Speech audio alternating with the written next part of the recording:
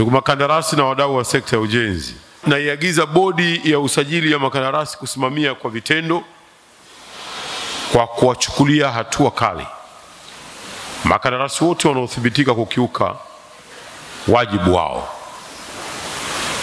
Ikumbukwe kuwa makandarasi mna mchango mkubwa katika kuinua uchumi wa nchi yetu.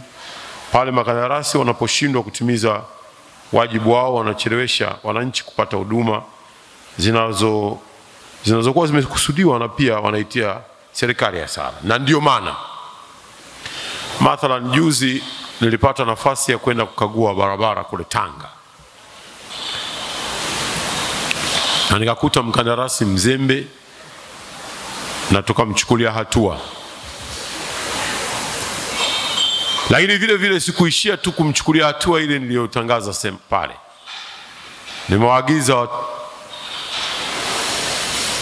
wataalamu wetu wakiongozwa na katibu mkuu. Sisi tumekuwa tukidaiwa fidia tunapofanya ucheleweshaji na mambo mengine. Ninyi nyote mnafahamu.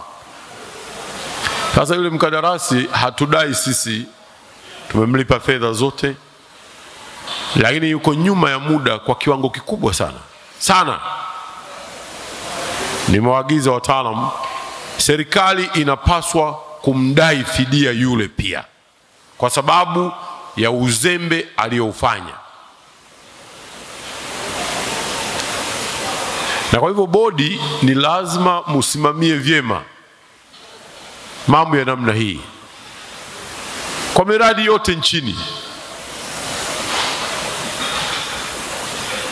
Ninyi mwe ni sehemu ya kutupa sisi ushauri.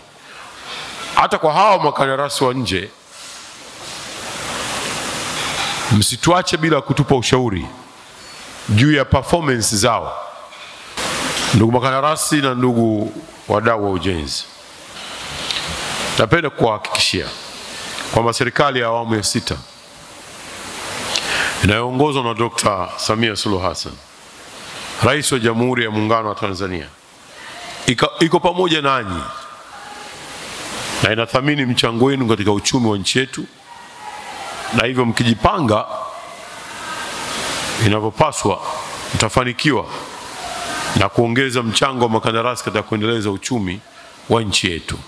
Na mimi niwapeni tena matumaini.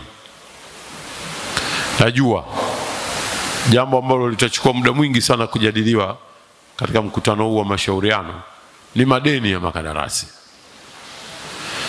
Ninafahamu.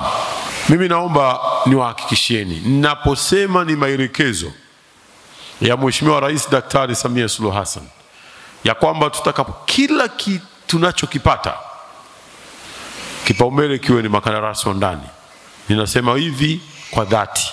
Makandarasi wajiepushe na vitendo vya rushwa, kwa kukataa kushawishika au kushawishiwa kutoa rushwa.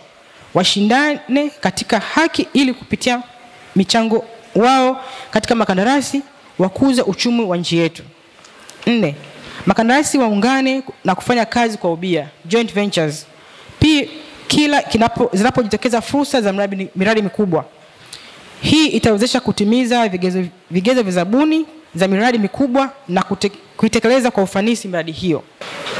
Changamoto nyingine ilikuwa ni masharti magumu ya ushindani kwenye zabuni yanayowatoa makandarasi wa ndani, yakihusisha turnover, dhamana za benki, uzoefu wa kazi zinazofanana, mitambo na pesa za kuendesha kazi. Napenda kuwajulisha kwamba utekelezaji serikalini unaendelea.